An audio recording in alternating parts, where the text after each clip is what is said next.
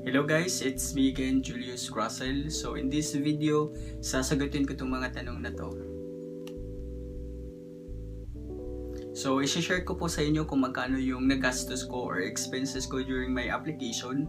And isasama ko na rin po yung nagastos ko or expenses ko during my preparation for my NCLEX examination. But before that, sa mga hindi pa po nakapag-subscribe sa YouTube channel ko, please do subscribe my YouTube channel and hit the notification bell for you for being updated sa mga upcoming videos ko. Maraming salamat. So, ito po yung mga expenses ko. Sinulat ko po siya para wala pa akong ma-miss na information. So, sa Form 3, ito po yung sa PRC natin. Ito yung mga requirements natin from PRC. So, una, State Board Verification, online appointment po to through our LERIS. So may babayaran po tayo na 75 pesos. Documentary stamp, which is 40 pesos. DHL Express, 2,470. So it's pricey. Pinili ko po siya kasi mas madali yung expected date of delivery. So mas madali na ma-receive ni New York Board of Nursing. So kaya it's pricey. So with a total of 2,585. Form 2, ito po yung sa school natin na mga requirements. Diploma, 200, TOR, 500, documentary stamp, 40 pesos. Tsaka yung DHL Express naman is 2,500 with a total of 3,240. Form 1, ito po yung sa infection and child abuse. So $30.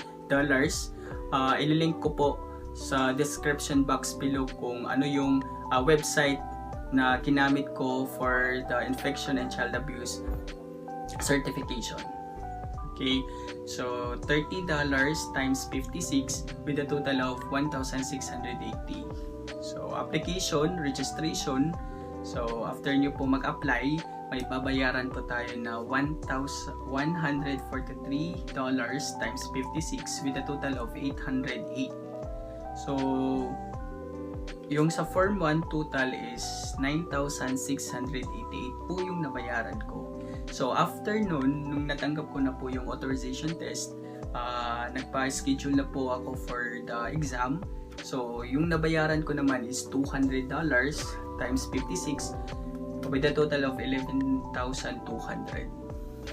So in all, yung total ko po na nabayaran for my application talaga is 26,713 for my application. So kung isasama po natin yung preparation ko for my NCLEX exam, so yung review center ko is 29,949. Full package na po yun. May 1 year unlimited na po kayo dun. So yun. New generation books, binili ko po siya sa Lazada na 545 pesos yung nabili ko to dito.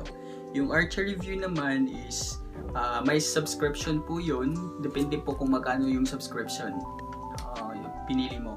So yung pinili ko is $89 times 56 with a total of 4,984.